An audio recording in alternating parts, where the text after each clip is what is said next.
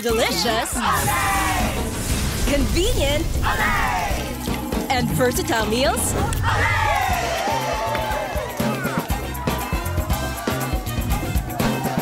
sure to make them say, for easy cooking, it's Olay you need.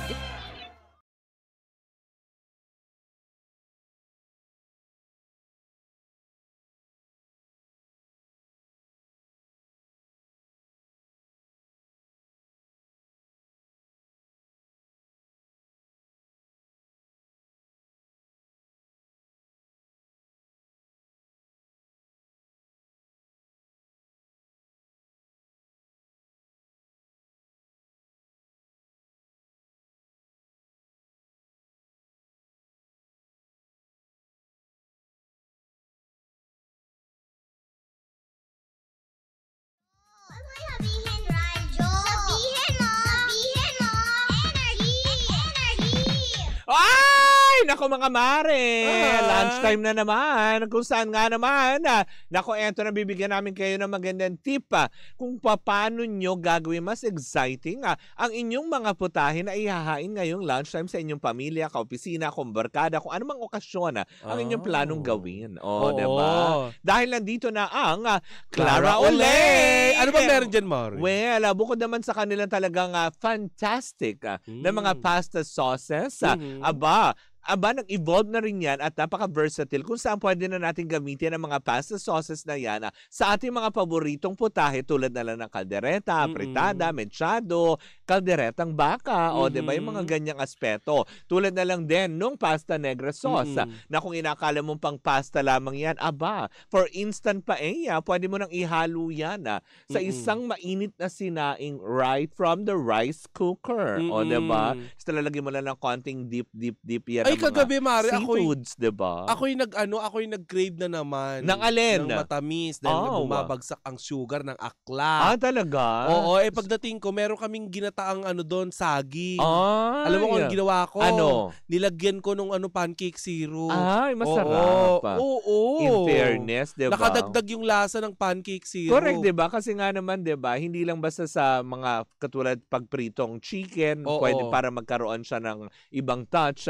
Pwede rin sa mga dessert idagdag. Correct. Alis pa paano, di ba? Mas hindi na hassle na magdadagdag ka na magdadagdag ng sugar. Correct. Kasi naman nabanggit natin, di ba, yung pancake syrup, nilalagay natin sa fried chicken para maging parang Korean style. Korean fried style. chicken mo, di ba? Oo, ang sarap. Para hindi malungkot na, alam mo yung pritong manok lang siya. Kasi nga very versatile. Correct. And very delicious. Yes. At very affordable.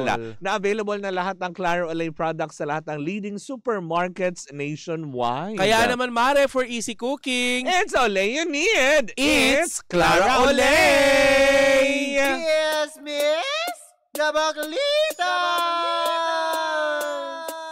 With Tita Cora and Kapitana Sisa. Same, pero iba. We are number 106.7 Energy FM. Tangga, wag mong sabihing radyo. Sabihin mo. Energy! Connect! Diba? Matapos tayo magbigay ng tip para sa mga, alam mo yun, manananghalian sa mga nanay na magluluto. Eto, magbibigay naman tayo ng papremyo, pandagdag pamalengke mamayang gabi. Diba? Nakakaloka. Kaya nga naman mga pangga, eto na ipasok na natin ang ating Pangga Bingo Plus Panalo! Diba? Ang Pangga Bingo Plus Panalo na ito hatid sa atin ang Bingo Plus, Bingo sa saya, plus sa panalo. At syempre, bago tayo tuluyan magpaigot ng ruleta at mamigay talaga ng papremyo, diba? Dagdag budget para sa mga misis, sa mga ate, sa mga kuya. Correct. Diba? Nako, inanyayahan namin kayong lahat. Itong Pebrero na po, diba? Ang Baklita sa podcast ay palalabas na po yan, of course, diba? Season 2 na. Yes. Sa Spotify, Mapapakinggan nyo sa Spotify. Yes. At mapapanood nyo sa YouTube channel ng Ang The Baklitas. Sa mga pangga natin ha, ayan, meron na po tayong Facebook pages. Correct. Ay, may Facebook page na ang The The Baklitas. Baklitas. May TikTok account na ang Baklitas. May Instagram. May Instagram na nakahiwalay ang Baklitas. Diba? Na pwede nyo kaming i-follow. At syempre sa kada magpa-follow po sa aming mga social media platform ng The Baklitas, ay maaari kayong manalo ng mga limited edition merch items mula sa Bingo Plus. Correct. Wala kayong pwedeng gawin kundi i-like lang, i-follow ang aming page ng The Baklitas. Yan. At doon kami mamimili kada every episode na i-upload natin yan. Kaya antabayanan nyo mga pangga. Dahil itong Pebrero na ang Baklitas sa podcast Season 2 na. Powered by Bingo Plus. Bingo sa saya plus sa panalo. Eto na, paikutin na natin ang ating ruleta para mas madagdagan ang inyong mga premyo. O, diba? Eto na, umigot ang ruleta. Saan kaya hihinto ito? Ako, nakakaloka to the highest level. 500 pesos ang pamimigay ng Bingo Plus. At syempre, kung ikaw nakatutok on air and online, pwede ka mag-win ng 1,000 pesos. Hoop! Ay! Sumakto! Nadadaan sa whoop! Diba? Nakakaloka. Siyempre, ang ating lucky card for the day para sa programang Baklitas ay Queen of Hearts. Wala kayong pwedeng gawin kundi tandaan lamang pakinggan, titigan ang lucky cards na Queen of Hearts sa programang Baklitas. Dahil mamaya sa programa ni Kuya Chico, kung ikaw ang maswerteng caller na makuha niya, ay pwede kang mag-uwi ng 500 pesos cash. At kung sakaling ikaw di naman masaswerteng mapili para sa ating online, additional 500 pesos na naman. Correct. 1,000 pesos, no, Mare? Walang-wala. Maliit na bagay yan kay Bingo Plus. Sa laki ng pasasalamat kasi sa Mare, ating yung piso lahat, mo nga nagiging 312 million. wala lang Diba? naman yung 312 million. Ganyang talagang kagalante ang Bingo Plus dahil syempre sa walang sawa ninyong suporta sa Bingo Plus. Kaya kung wala ka pang Bingo Plus app sa inyong mga cellphone, abay download na ang Bingo Plus app para ma-enjoy nyo ang newest game nila na Pinoy Drop Ball.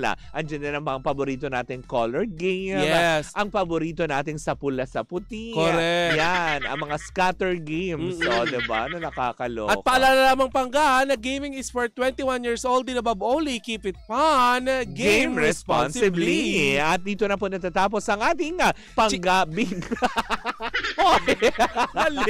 Mali! Ano iti-chika mo? Diba? Mali. Ang Bingo Plus panalo, hati dyan sa atin ang Bingo Plus! Bingo sa saya, plus sa panalo! Panalo! Ano magbubugbugan tayo niya? Mali! Dami kasing mga alam mo ba kung bakit? Pakulo mga bakla inuna na natin yung mga dapat nating unahin. Dahil medyo, alam mo yon, mahaba-haba itong usapang ito. Itong ating itatopic, diba? Patungkol sa paglalabas na ng official statement ng MTRCB sa pelikula ni Daryl Yap. Correct. Ichika mo na, Mare. Pero bago ko chika, Mare. Parang mali yung sinabi ko. Ichika mo na. Dali! Ay! Mali! Wala tayo nakaupo sa likod at sa harap ng sari-sari store. Wala tayo doon. Bakla ka!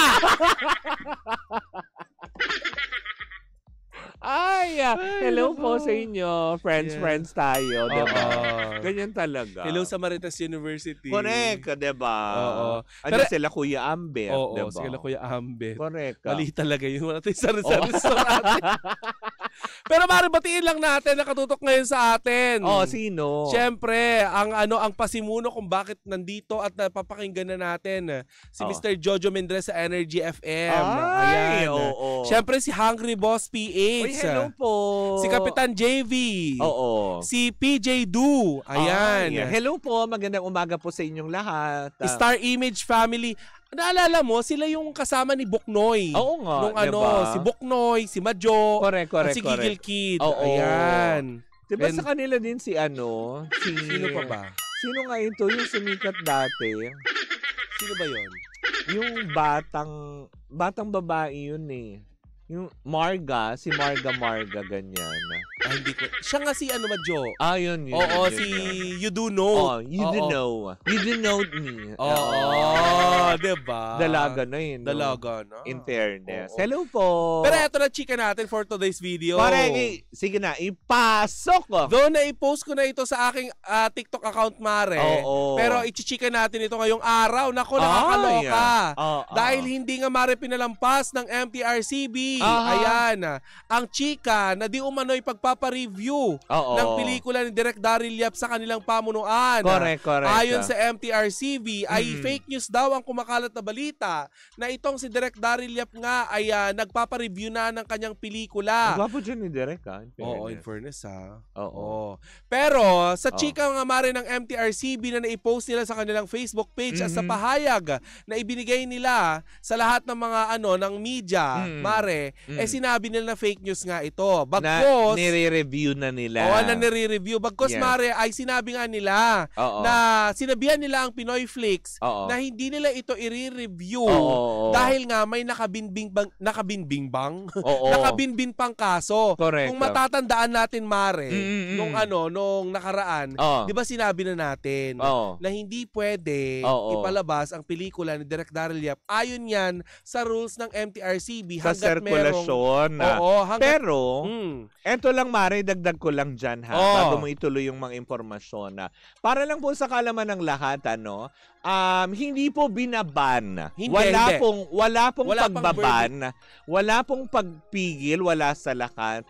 Ang ng MTRCB sa pelikula dahil patas naman sila sa lahat Pero kailangan nilabas nila sa official statement ay kailangan na maglabas siya ng certificate of clearance mula nga sa korte. Actually, tatlo yan, Mare. Diba? Sertipiko o clearance na walang nakabingbing kasong kriminal mula sa Regional Trial Court.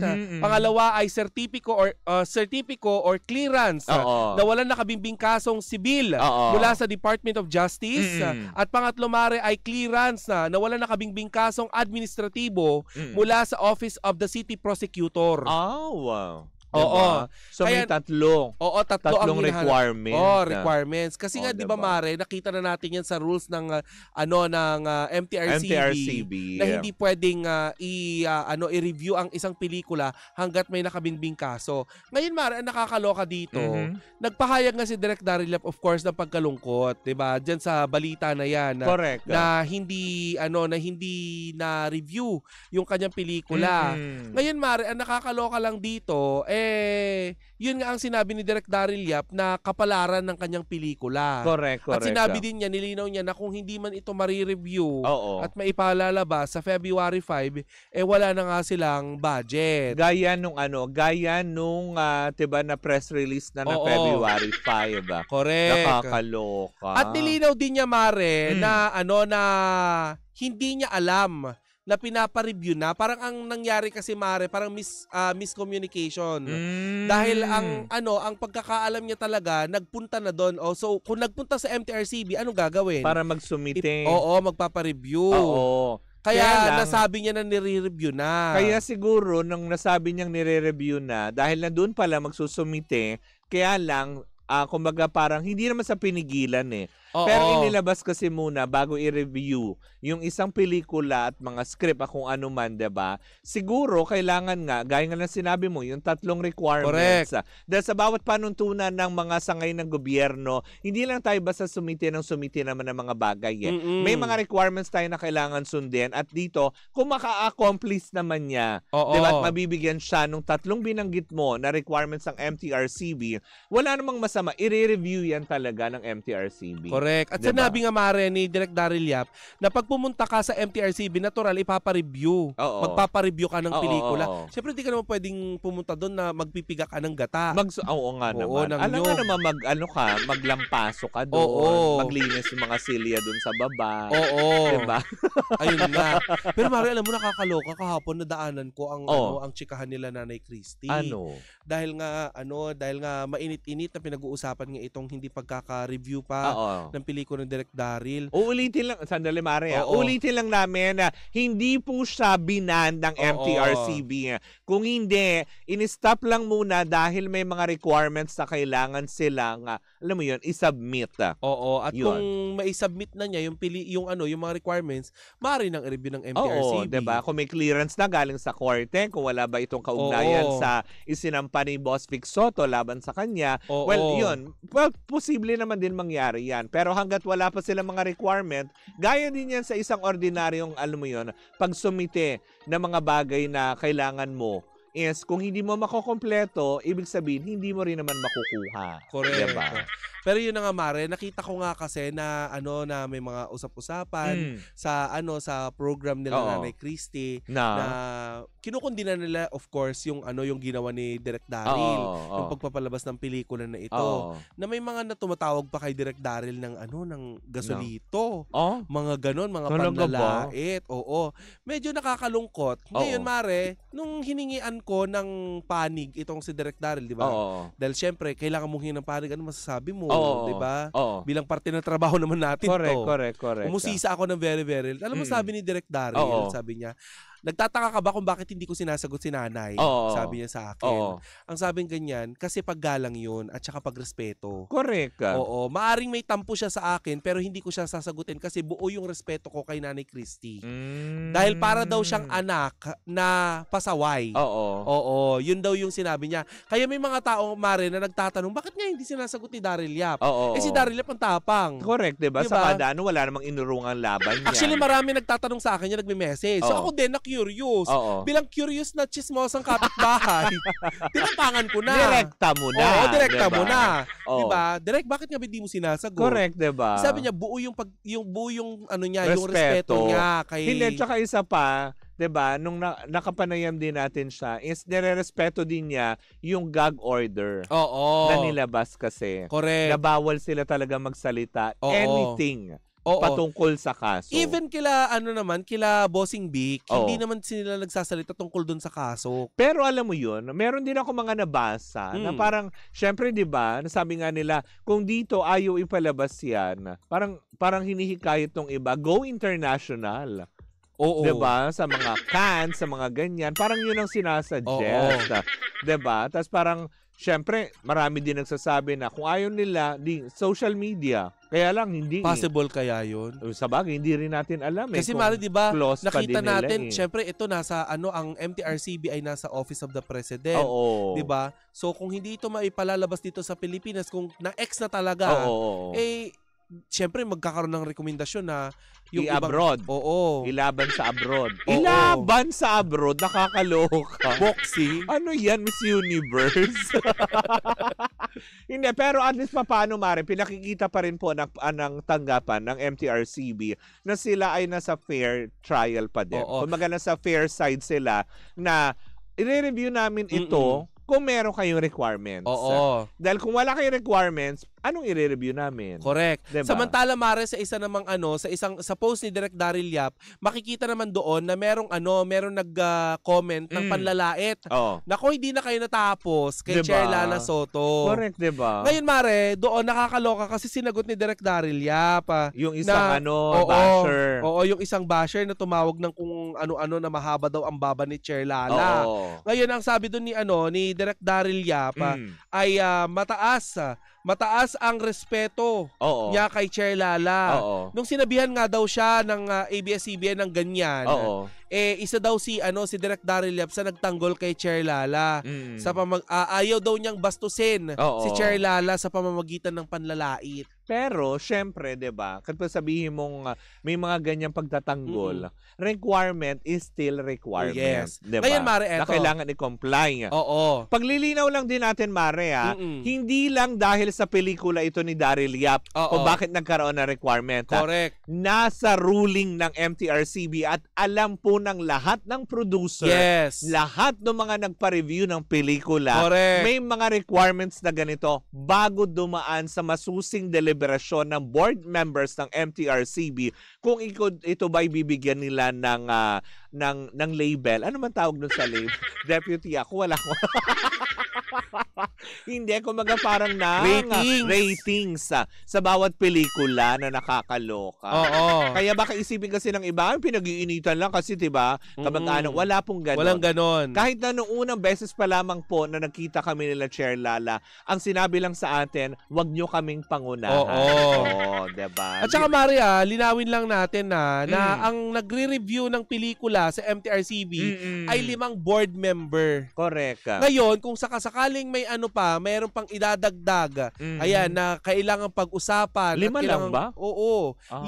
Kailangan ng deliberasyon. Oo. Kasi i-deliberasyon yan eh. Di ba? Bago ipalabas. Correct. Sa tingin nyo ba, okay ito, ganyan. Oo. Tapos, syempre, magfi-finale ng meron dyan yung chairperson, tapos Correct. meron pa yata yung isa na sila ang magva-verdict na sige, okay na to. Diba? Kaya nga sabi ko nga, Mare, tandaan natin na may sinusunod na proseso ang MTRCB sa pag-re-review ng pelikula at hindi lang ito basta-basta dahil may mga patakaran sa ilalim ng Presidential Decree Decree 1986. Correct. May 3, ayan 3 pala, sorry, sumobra ako 5, no? May 3 board member na nagre-review sa bawat pelikula at kung kinakailangan ay dadaan pa ito sa mas malalim na pagsusuri ng 5 pang board member. Correct, diba? Dahil ilan ang board member ng MTRCB? 30 mahigit. 30 mahigit. Diba? Kumbaga parang lahat yan, syempre, iisa-isahin nila. Hindi lang din yan sa pelikula na ipalalabas, kung hindi sa mga teleserye, diba? Sa mga commercials na dapat ninyong mapanood. Yes. Kung hindi ba ito offensive sa lahat ng Dahil syempre, diba? Yan eh, kumbaga public viewing yan eh. Oo. Diba? Na sila ang nangangalaga niyan kung kaya't kailangan nilang higpitan. Dahil syempre, sila rin na masisisi pa nagkaroon ng kapabayaan. Diba? Yung mga, alam naman natin ng mga tao ngayon na pa nagreklamo, social media agad. Correct. Oy, hindi man lang dumaan sa MTR, hindi man lang inano ng MTRCB, lahat ng paninisi nandoon. Kung kaya't ganyan, meron sila mga rules and regulation na mga ganyan, hindi dahil sa paghihigpit.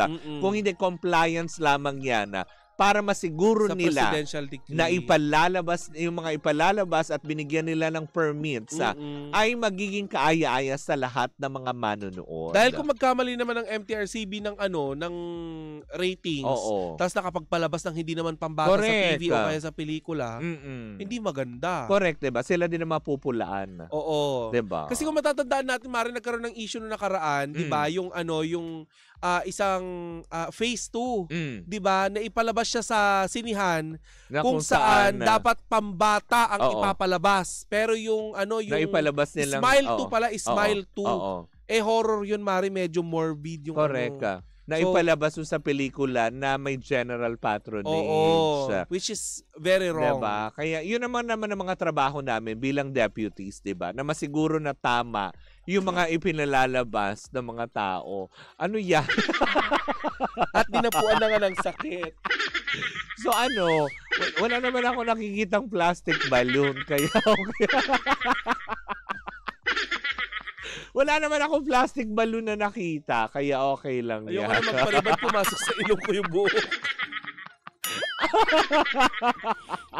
At syempre mga mangga, diba? Lumobo yung ilong ko. Aantayin na lang din natin, of course, kung ano magiging hatol pa rin ito. Kung makaka-comply man sila, and then tuloy ang pagre-review. Dahil kung wala pa naman sila din maisusumiti na kahit anong requirements, hindi i-review yan. Dahil, alam mo yon, kulang ang requirements. Correct. Diba? Ganun lang naman talaga yan. Diba?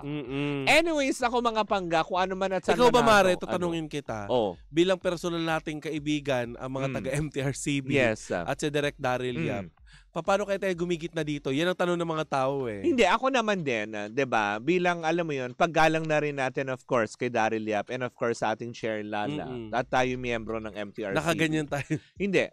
Ako masasabi ko lang, Mare, is sumunod tayo doon sa requirements na isinasaad na sa ilalim ng batas nating Pilipinas. Kasi 'di ba, hindi pa pwede yung tipo kasi magkaibigan tayo, hindi okay lang 'yan. Walang problema. Parang sa trabaho ganyan, 'di ba? Trabaho lang. Hindi ka kompleto ng requirements, paano ka mareregular? Kung hindi ka dumaan ng medical, kung hindi ka nag-submit ng NBI clearance, police clearance, 'di ba? Kasi baka naman alam mo 'yon na masamang tao ka, 'di ba? Yung mga ganong aspeto. So walang pinagkaiba po 'yan. It's like parang applying for a job lang din 'yan. Sabi ni Direk Daryl Mare, hindi Oo. ako aware sa hinihingi nilang additional. Oo. Magpapareview lang ako ng pelikula at bahagi naman ng pagre-review Oo. ang hinihingan ng ako ng requirements. Oo. Hindi ko alam kung ano itong pahayag na ito. Ayan. Yeah. Well, malalaman naman natin yan kasi nakapaloob naman din yan doon. For sure naman nakakuha naman sila ng kopya ng official statement na Meron galing pinost sa niya. Oo. At saka na-receive niya yan through MTRCB. Oo. And at least ngayon, 'di ba? At least alam na niya kung ano yung mga requirements na kailangan niyang gawin Oo. at dapat kunin para ma-review nga ito, 'di ba? Kasi kung Correct. talagang alam mo 'yung kailangan mapanood at makita ng mga tao kung may istorya man siya na gustong iparating sa mga manonood, 'di ba? Iko-kompletuhin nila 'yung requirements na 'yan, 'di ba? Possible kaya Mare na sa Netflix ito mapapanood kung hindi sa ano? Feeling ko hindi kasi bawal public exhibition kasi ng tao. Hindi naman exhibition, public parang viewing. Kasi Sakop di ba, ba ng usually MTRCB? ganun bawal kasi siya kasi magiging parte din siya, 'di ba? Katulad sa dati VCD pa uso, 'di ba? Hindi mo siya pwedeng gawing for public viewing. Kasi kahit pa Netflix o anumang platform 'yan, publicly pa din, naka-close pa rin dun sa batas na ini-inhibit ka to publicize it. Paano kaya yun? Saan ipapalabas si Direk? Pwede ngang abroad na lang. Sa garahe. Tawag siya ng buong subdivision nila. Public pa rin yun. Hindi, at least andun lang na, 'di ba? Sa garahe lang naman niya Tapos sa loob ng subdivision, private 'yun. 'Di ba? Kung ilalabas niya ng kalsada niya at may Tapos, projector. mahal na lang ang ticket, no? 50,000 pesos. 'Di ba? Bakit hindi? 'Di ba? Para bumalik ang puhunan. 'di ba? Yung mga gano'n. Pero wag mo natin pangunahan. Mali mo na may papalabas pa naman. Naniniwala ako naniniwala pa din ako na lahat 'yan it will end smoothly, 'di ba? Basta yun lang din. At least paano aware na si Direk Daryl sa mga requirements sa kailangan niyang, alam mo yun, punan para ma-review ito, 'di ba? I-submit, 'di ba? At kung matatapos man yung kasuhan nila, 'di ba? Malalaman natin 'yan. Kasi diba first hearing pa lang naman, 'di ba, na nakakalo. Ano ba mangyayari dito? Wala tayong wala tayong magagawa kung ano ang magiging hatol Truly. ng husgado. Naman. Pero sana kung ano lang yung nagawa ng tao, 'di ba? Kung ano lang halimbawa, both sides kasi Mari may mga nanlalait 'di ba? Sa kampo ni Direk Daryl Yap, sa mga hindi naman sa kampo niya, sa mga tagahanga ni Direk Daryl Yap, ang ginagawa ng mga tagahanga ni Direk Daryl Yap, nilalait si Chair Lala. Oo, 'di ba? Dito naman sa kampo naman ni Chair Lala, kung hinahangaan nila at tingin nila yung mali si Direk Daryl Yap, 'di ba? Hindi man galing sa mismong kampo ni Chair Lala, yung mga humahanga sa kanya, nagalit kay Direk Daryl Yap. Binibengbang naman si Direk Daryl Yap ng panlalait. 'Di ba? Doon lang tayo sa kung ano yung mga sapatas. Oo, sapatas. Sa fair. Oo, wag na maglaitan, 'di ba? Kasi hindi rin naman makakatulong 'yun Correct. Diba? Lalo nyo lang pinalalala ang sitwasyon, pinasasamahan nyo yung image ng mga taong involved na wala naman din ibang nais, 'di ba? Kung hindi mag-comply din lamang tulad ni Direk Daryl. Wala naman din siyang ibang, 'di ba, mithiin siguro na mag-comply lang naman din siya. Dahil dumaan din siya, nagpa-review siya 'di ba? At saka si Chair Lala, hindi lang naman siya nagdidesisyon doon. Correct. May board members. May board members po 'yan. Well, kung saan man nakahantong yan, ay sama-sama natin pakatutukan pa rin yan sa mga susunod pang mga araw. Pero ang totoo lang sa ngayon ay hindi siya maipalalabas ng February 5 dahil wala pa siyang permit. Yan ang nakadepende sa kung maisasubmit. Oo, 'di ba? Mali mo naman February 4 na isubmit niya lahat. Lahat na. Siyempre, hindi naman kaagad yun? 8 oras lang nilang deliberasyonan yun. Mali mo naman. Siyempre, masusing pag-aaralan pa yun. Isa-isa. Paano masusing pag-aaral? Yung ginagana, sinusulse. But anyways, ako mga bangga, ayan, dito muna natin at tinatapos ang lahat. Dahil gaya hanggat wala hindi naman lahat. Hindi off-air. Eto muna ang kabuuan ng ating balitaan for today's video. Bukas pong magkabalitaan naman tayo para sa isang umaatikabong chikahana na dala-dala na dalawang bakla. Muli po ako po si Kapitana Sisa. Ako naman po si Tita Cora. And we are still same pero iba. Tuloy-tuloy pa rin po ang ating tugtugan. Siyempre dito po lamang yan sa number 106.7 Energy FM. Tawag mong sabihing radyo. Sabihin mo!